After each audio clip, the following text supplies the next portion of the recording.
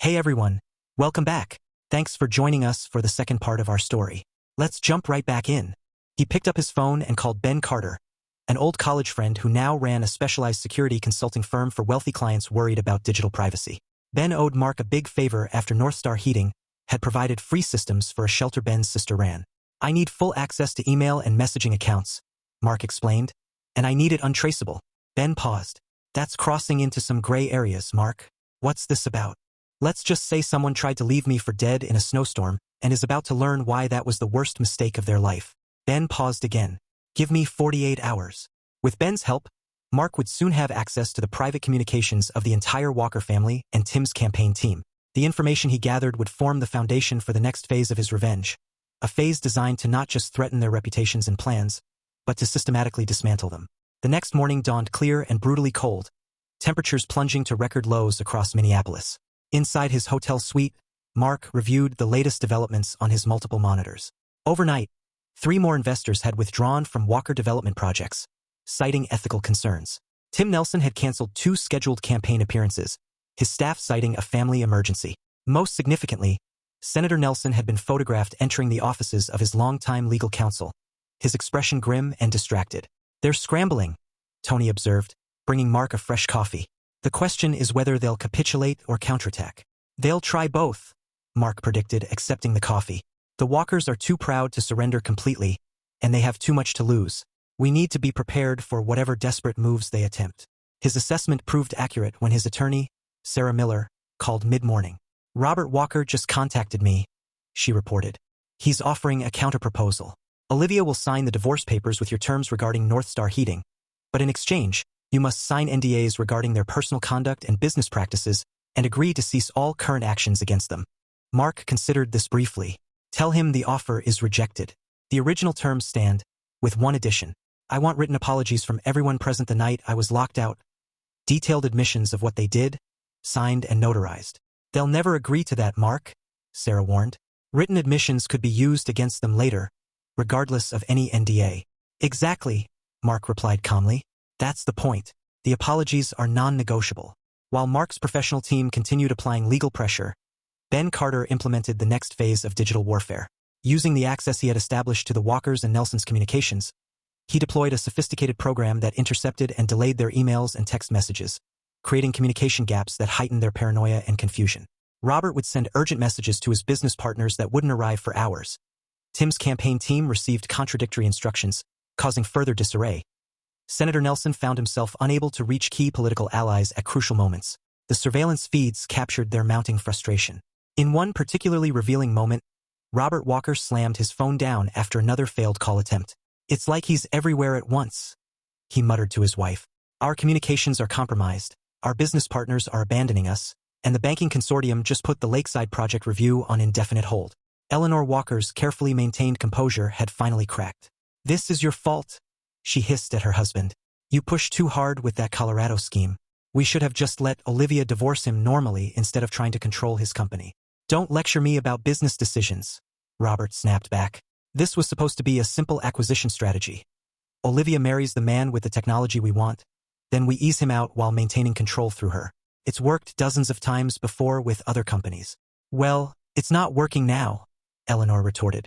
Our society connections are evaporating. Carol Winthrop just uninvited me from the hospital board gala.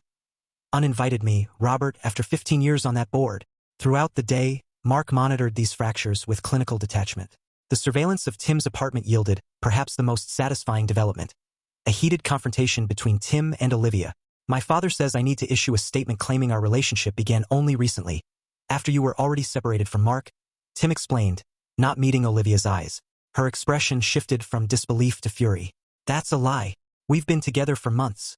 While I was very much married, you told me you loved me, that we would be together once Mark was out of the picture.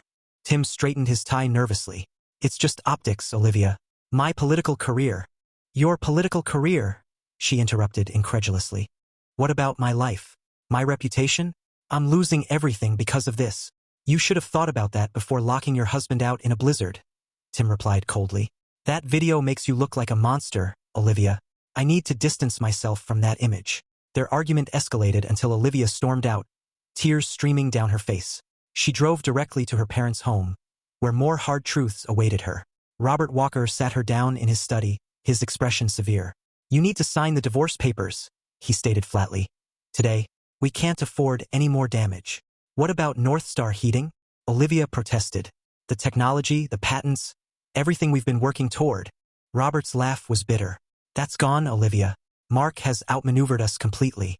We're fighting for survival now, for the existing Walker developments, for Tim's political future, for our standing in this community. Sign the papers, contain the damage, and we'll rebuild from there." At 4 p.m. precisely, 6 hours before Mark's deadline expired, Sarah Miller called to inform him that Olivia had signed the divorce papers according to his terms. However, the Walker family and Tim had refused to provide the written apologies. "They said that demand was vindictive and unnecessary," Sarah reported. "Then we proceed to the press conference," Mark decided immediately. No compromises. The press conference had been Mark's contingency plan, a nuclear option that would publicly expose the entire conspiracy. Tony had arranged for Lisa Novak and journalists from 3 major news outlets to attend, with video evidence prepared and ready to distribute. Mark's phone rang almost immediately after he ended the call with Sarah. Robert Walker's name flashed on the screen. "Mercer," Mark answered coolly. "This has gone far enough." Robert's voice had lost its usual authoritative tone. "You have your divorce on your terms. Isn't that sufficient? You tried to steal my company, destroy my marriage, and laughed while leaving me to potentially die of exposure," Mark replied evenly. "So no, it's not sufficient. Written apologies as specified, or I proceed with full disclosure at 6 p.m. today." A long pause followed. "The apologies would never be made public. They would remain private unless any of you ever move against me again," Mark confirmed. "Consider them insurance." Another pause. "We'll have them delivered within the hour." True to his word, a courier arrived at Mark's hotel 40 minutes later with an envelope containing 5 letters from Robert, Eleanor, Olivia, Tim, and Senator Nelson. Each detailed their role in the conspiracy and the incident at the lake house, admitting to actions that ranged from unethical to potentially criminal. Mark read each carefully, then placed them in his safe. The press conference was cancelled, but Mark maintained one final leverage point. He called Lisa Novak directly. "The exclusive interview we discussed is still on for tomorrow," he confirmed. "But the focus has changed. I want to discuss innovation protection for small technology companies against predatory acquisition strategies. No direct mentions of specific individuals, but the message will be clear to those who need to hear it." That evening, as Mark prepared to leave the hotel and return to his own home for the first time in 2 weeks, he received an unexpected visitor. Security alerted him that Olivia was in the lobby, requesting to see him. After a moment's consideration, Mark agreed to a brief meeting in the hotel's private dining room. Olivia looked diminished somehow. Her designer clothes and perfect makeup couldn't conceal the defeat in her posture and eyes. "Why are you doing this?" she asked quietly as she sat across from him, remaining standing even after Mark gestured to a chair. "You've won. You have the divorce. You've kept your company. You've humiliated my entire family. Isn't that enough?" Mark studied her dispassionately. "You still don't understand, do you? This was never about winning or revenge for its own sake. This was about justice and consequences. You and your family tried to destroy everything I've built because you saw me as beneath you, as disposable. We made a mistake," she admitted, tears forming in her eyes. "A terrible mistake. I'm sorry, Mark. Truly sorry." "No," he corrected her gently. "You're sorry you failed. You're sorry you lost. There's a difference." He stood up. "The divorce will be finalized within the week. I suggest you use this experience to reconsider how you treat people in the future. Not everyone will be as merciful as I've been." Olivia looked up sharply. "Merciful? You've destroyed my family's business, Tim's political career, our social standing." "I've exposed the truth," Mark interrupted. "Nothing more. If the truth destroys you, that's not my responsibility." He turned to leave, then paused. "Oh, and Olivia, the temperature that night at the lake house dropped to -27 degrees.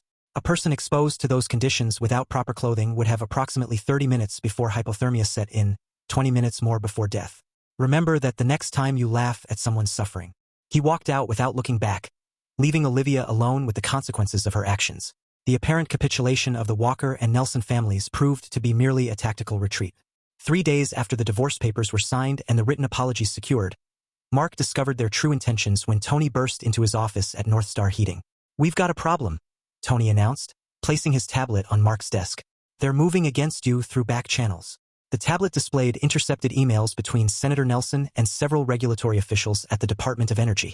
The senator was leveraging his committee position to initiate a routine audit of companies receiving certain green energy tax credits. with North Star Heating specifically named as a primary target. Simultaneously, Robert Walker had contacted Mark's largest clients, suggesting that North Star's heating technology might have unreported safety concerns that would emerge during the upcoming government audit. "They're trying to destroy my company's reputation and trigger a stock devaluation," Mark observed calmly. "Predictable, if unimaginative." "There's more," Tony continued grimly.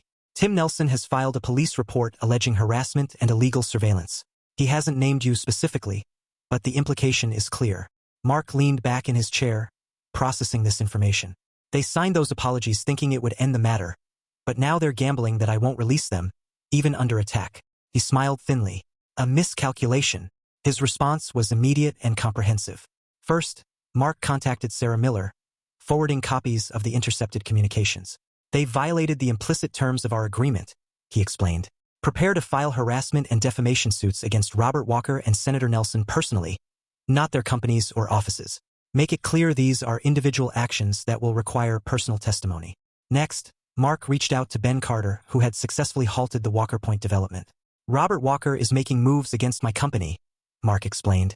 "I believe you'd find it valuable to examine the refinancing agreements on his Westlake commercial properties. The collateral valuations appear significantly inflated." Ben, who had already benefited substantially from Mark's previous information, was eager to pursue this new avenue. "Consider it done. My financial team will begin immediately." Finally, Mark implemented the most decisive countermeasure. He contacted 3 members of the Congressional Ethics Committee who had received campaign donations from Senator Nelson over the years.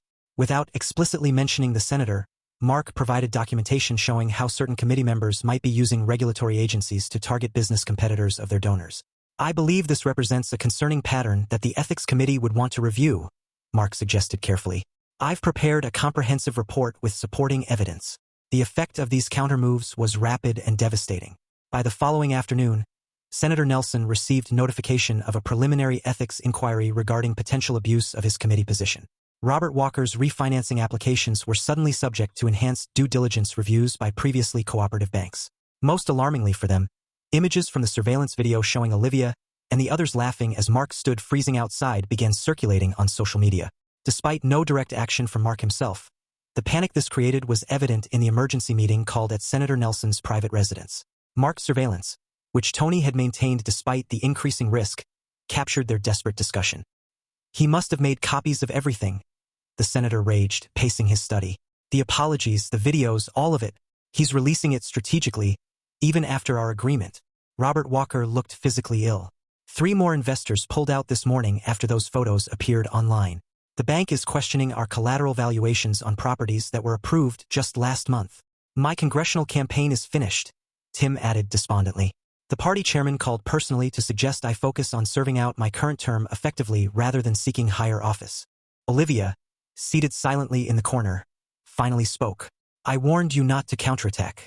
I told you he was different, that he wouldn't react like the others you've pushed around. But none of you listened." "Don't lecture us now," her father snapped. "This disaster began with your failure to properly manage your husband." "Manage?" Olivia laughed bitterly. "You all treated him like he was some naive country bumpkin you could manipulate and discard. You never saw what I eventually realized. Too late. He's more intelligent and more strategic than any of you. And unlike you, he understands consequences." The senator silenced them both with a raised hand. "Enough blame. We need solutions. Robert, withdraw your communications with North Star Heating's clients immediately. I'll suspend the regulatory inquiry." Tim dropped the police report. "Complete disengagement is our only option now."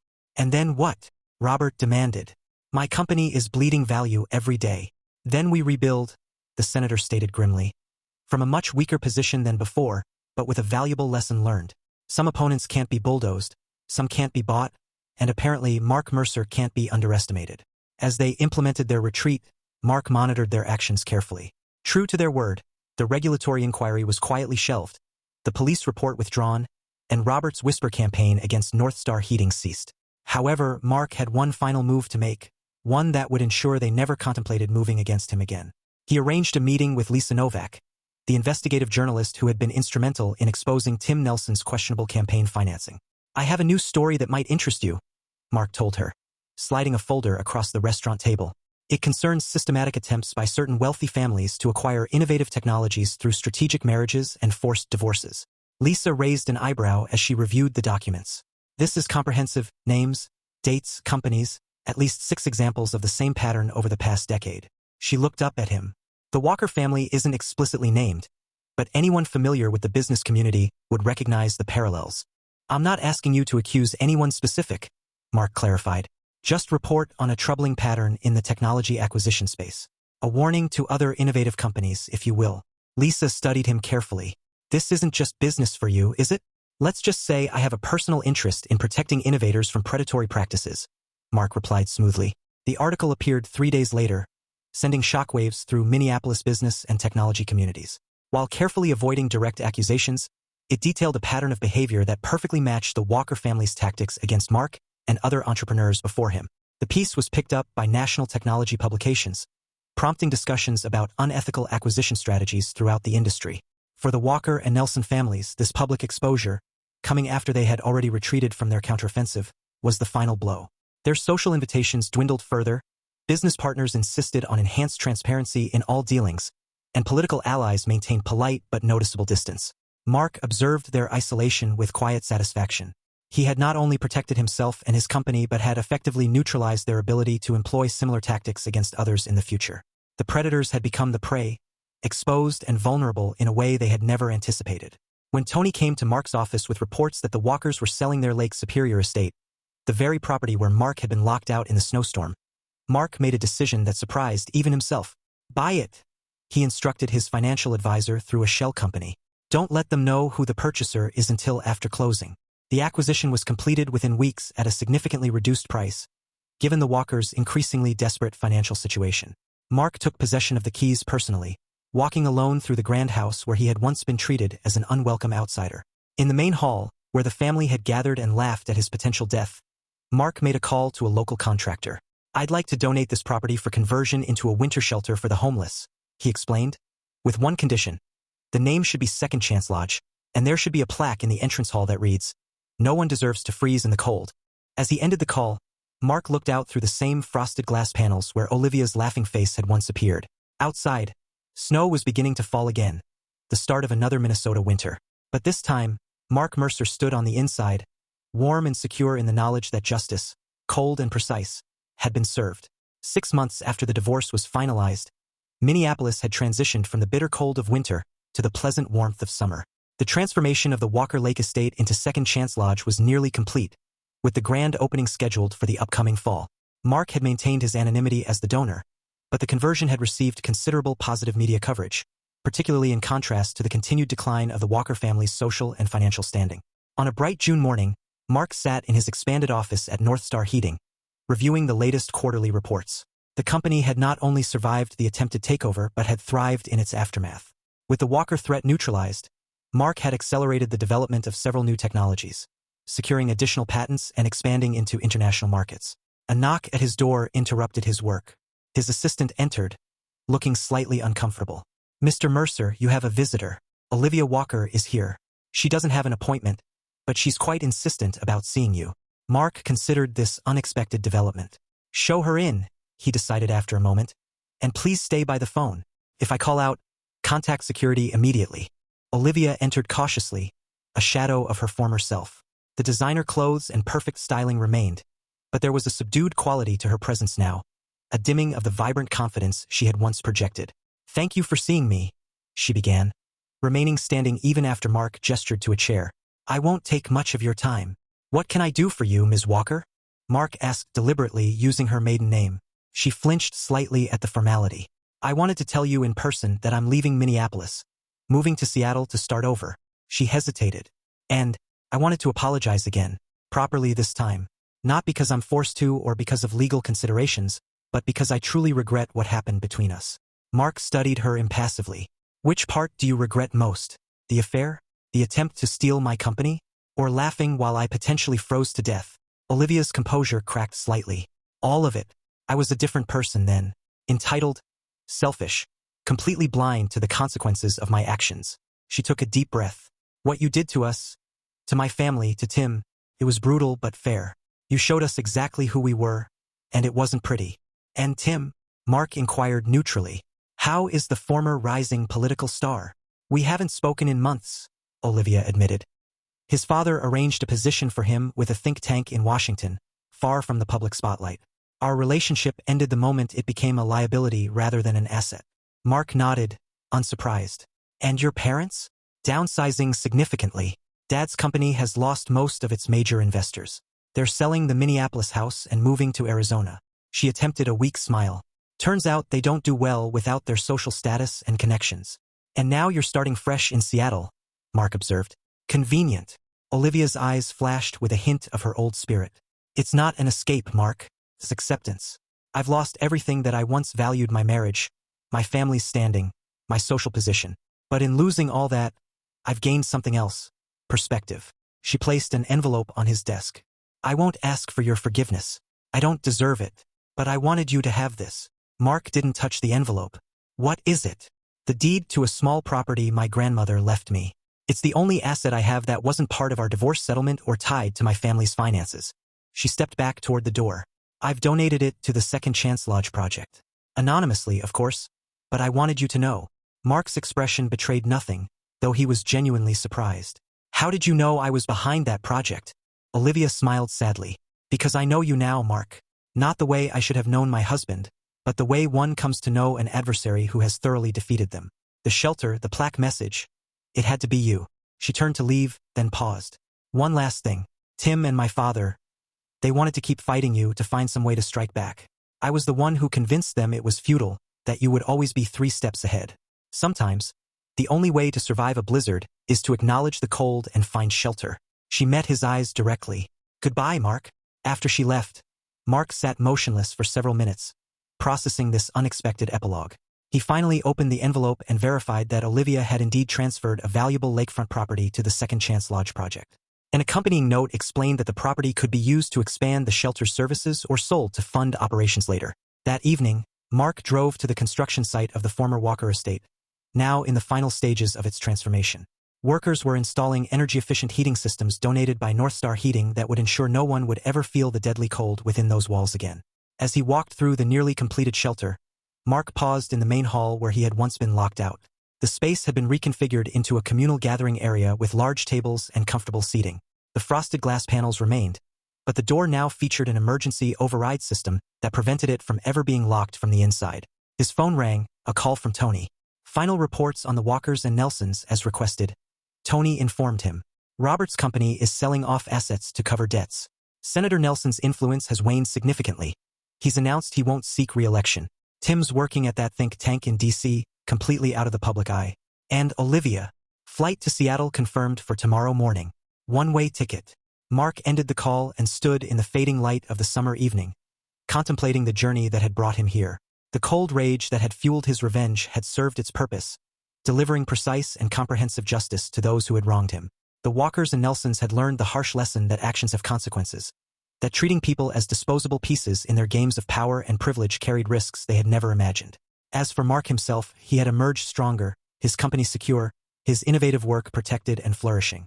The attempt to destroy him had instead revealed his true capabilities, a strategic mind and unbreakable resolve that had dismantled his adversaries.